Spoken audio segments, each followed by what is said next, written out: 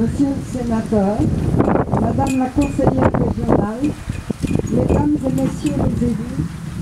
Mesdames et Messieurs les représentants des sécurités civiles et militaires, le colonel Mathieu Lara, commandant du 40e régiment de transmission,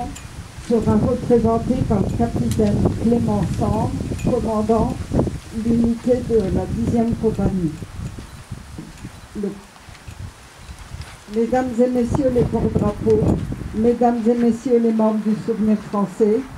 Mesdames et Messieurs les représentants d'associations,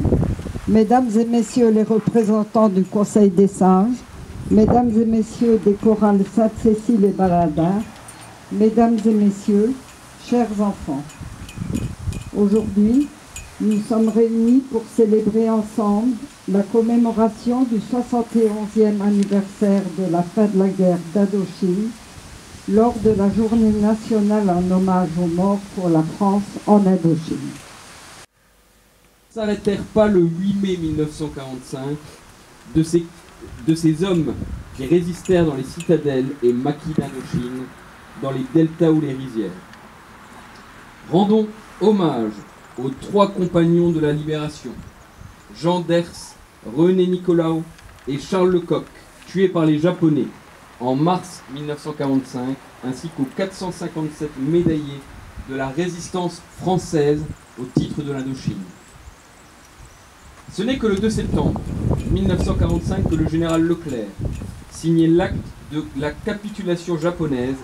à bord du cuirassé Missouri. Dans les semaines qui suivirent, il prenait le commandement du corps expéditionnaire français et débarquait à Saïgon pour redonner à la France toute sa place.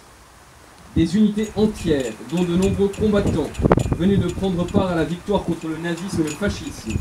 furent redéployées, commando comme le commandant Ponchartier, parachutistes comme ceux du 1er BCP, dont 2 soldats seront inhumés aujourd'hui à la nécropole nationale de Fréjus, aviateurs de plusieurs escadrilles de chasse, contingents formés en métropole ou en Afrique.